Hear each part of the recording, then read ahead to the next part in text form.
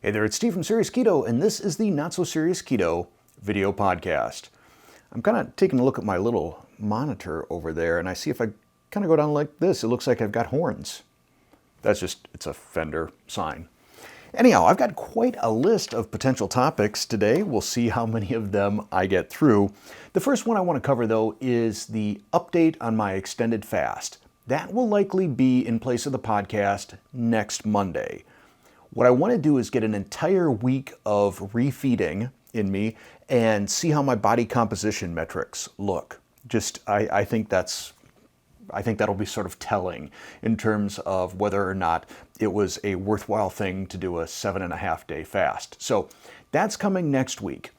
In terms of the next Not So Serious Keto interview, I'm still trying to find the next person. I had sent a direct message on Instagram as well as responded to an Instagram post by Carolyn Ketchum of All Day I Dream About Food because I would love to have her as a guest. I think that would be really great, but no response. So I think probably the next person I'll reach out to is Heavenly Fan. I think she would be great. Thing is, I think she's in the UK. I'm almost like 99% positive. So we'll have to figure out an ideal time for her and I to see if we can't get synced up. But I'm going to reach out to her next. And speaking of interviews, I had gotten a couple of comments that were kind of interesting regarding the interviews. It seems that first off, people really enjoy it when I interview other keto content creators, but a couple of them said, it's cool that you're promoting the competition. And I don't really see other channels as competition. Well, I'll rephrase that. I think every channel is competition, whether it's a keto channel or it's just anything. Anything other than watching me is in a way a challenge. But in terms of other keto channels, for the most part, I kind of look at them as we're sort of, how would I say? We're all working towards the same goal, which is promoting keto. I guess the only ones that I would consider maybe competition are the ones that are more dogmatic about it. The ones that really seem to like telling people what they should and shouldn't eat, what is and isn't keto, and so on. But I bring this up because also I was listening to the book, The Infinite Game. That's what it is. The Infinite Game by Simon Sinek. Good book, and well narrated by Simon Sinek as well. So when I go out and I do my morning walks, I listen to audiobooks, and that's the one I finished most recently.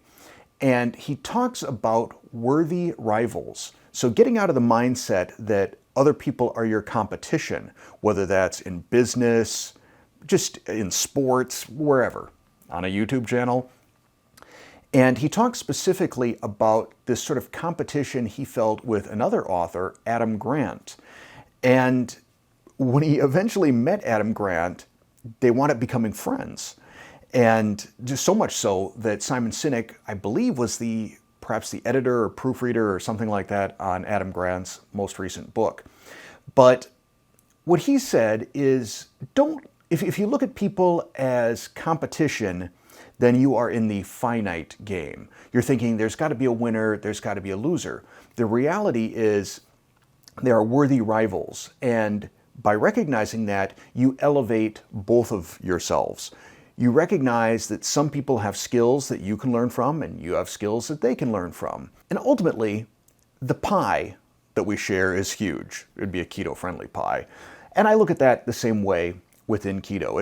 It's to our advantage, our mutual advantage for all of us to grow and to propagate keto to more people so that keto as a movement grows. So yeah, I don't really see people as competition, but I thought it was very interesting, maybe even serendipitous, that I had gotten this particular comment from a couple of people at the same time I heard this chapter in the book, The Infinite Game. I believe it was in the last Not So Serious Keto video podcast that I talked about partners and promos and things like that. And one of the things I forgot to mention, because I didn't have my notes with me, was one of the things that can disclude a company from me doing any sort of an affiliate thing or even a review for them is when they get really prescriptive. When they start telling me how I need to do a video, how I need to hold their product, things I need to say, etc. And that's one of the reasons why Quavos, I'm assuming they still exist. I haven't heard much from them or about them in a while, but they make these egg white chips. They had sent me a style guide when they wanted me to do a review of their product, a style guide that I believe was a 43-page long PDF file. Very, very, very prescriptive. So obviously I didn't do any business with them. I had also mentioned that there are certain sort of flags that I look for when companies email me. Like, they call me Serious. Hey there, Serious. Or they don't say hey there. Hi, Serious. Or sometimes they don't even have that. And, even though they'll talk about, oh, we love your channel, we've been watching it since the beginning, it's pretty clear based on some of the products that that's not the case. And I got this one this past week that I felt I absolutely had to share. Hello there, this is Erica from NetEase Youdao, one of the top 5 internet companies in China. NetEase is listed as an influencing marketing company in China, blah, blah, blah, blah, blah. We are currently helping our client HSIA promote their brands.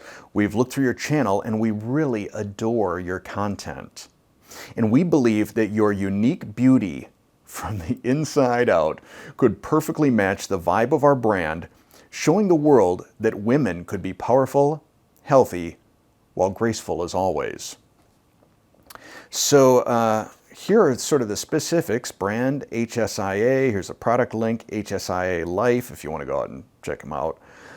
They want a dedicated video. So I don't know, it doesn't say review, just dedicated video in August. For this collaboration, you will need to wear bras shown in the product link in your sponsored video to showcase the brand's product. I don't know if I should be insulted that they think I need a bra, or if I should be insulted that they're clearly not a regular viewer of this channel. Anyhow, I thought that would be funny. In fact, I was almost tempted to tell them, sure, I'll wear your bras in a video, $5,000, just to see what they'd say. I don't spend a whole lot of time on other social media platforms. YouTube is kind of my place. I'm afraid that if I try to be on too many different things, I'm not going to be able to cover them all. In fact, even with just Facebook and Instagram, I don't, sometimes get around to responding to certain things. And I want to talk about Instagram for just a second, because that's sort of the one I like. I like just looking at other people's pictures and food and things like that. But one of the things that I kind of don't fully understand is Instagram stories. And I've had a number of instances where viewers have either linked me or something in an Instagram story or sent an Instagram story, and I don't know what I'm supposed to do with them.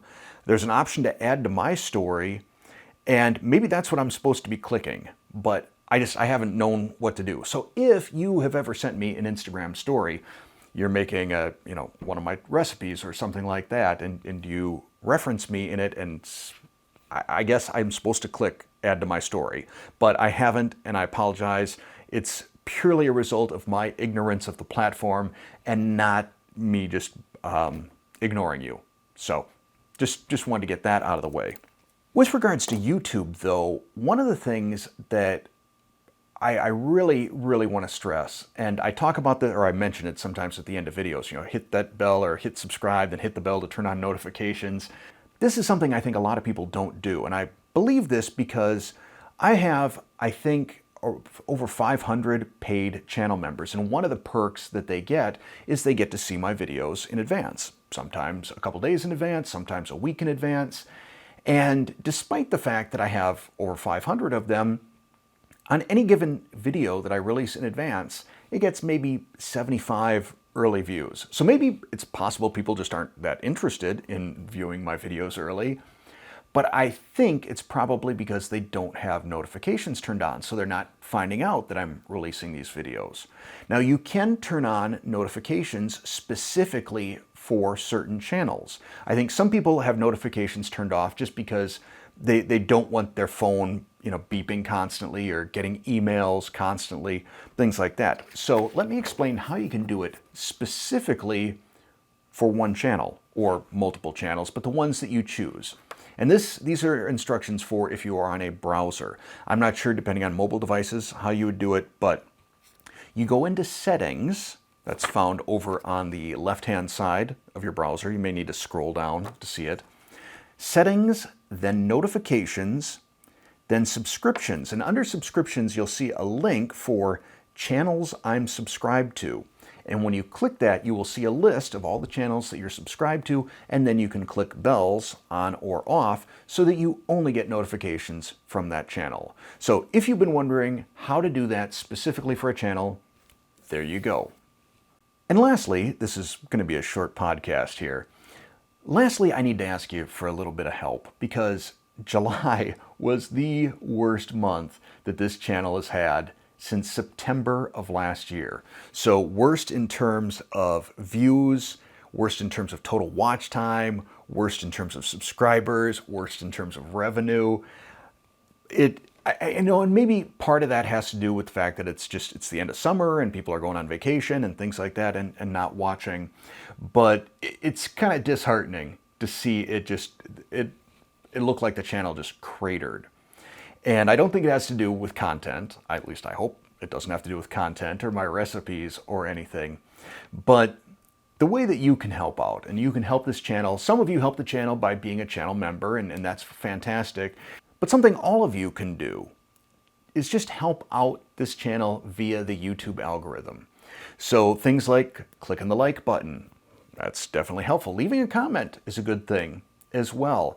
Interestingly, on comments too, I get notified when any of you hit a thumbs up on one of my comments. So if you leave a comment and I reply to your comment, you've got a question or something like that, and I reply and then you come back and hit thumbs up on my comment, I see that. Now, I don't know if that helps out the algorithm or not, but it does make me feel good. It makes me realize that you read what I wrote and that you liked what I wrote. So there's that. The other thing too is if you're on other social media platforms, by all means, feel free to share links to my videos. That would definitely help me out. Also, just a little quick preview of my next giveaway. I think I teased it perhaps in the last podcast, but Aviate, the company that makes the lupini flour and lupini flakes that I've used in a number of recipes, and I really love their product, is releasing a pancake mix and brownie mix. And I've got advanced copies of them. Haven't tried them out yet. Probably gonna get that done this week. And then either have the review of that this week or next week. And in conjunction with that, we're going to be giving away some of the pancake and brownie mix, so I hope it tastes good, to 3 or 4 of you. And hopefully as well, I can include Canada in that, because I do know that they distribute product in Canada, and that's usually the hang-up, is if you don't distribute a product in a country, they can't be part of your giveaway. So that's coming up. And I think that's going to be it. Like I said, shorter podcast today. Thanks for watching.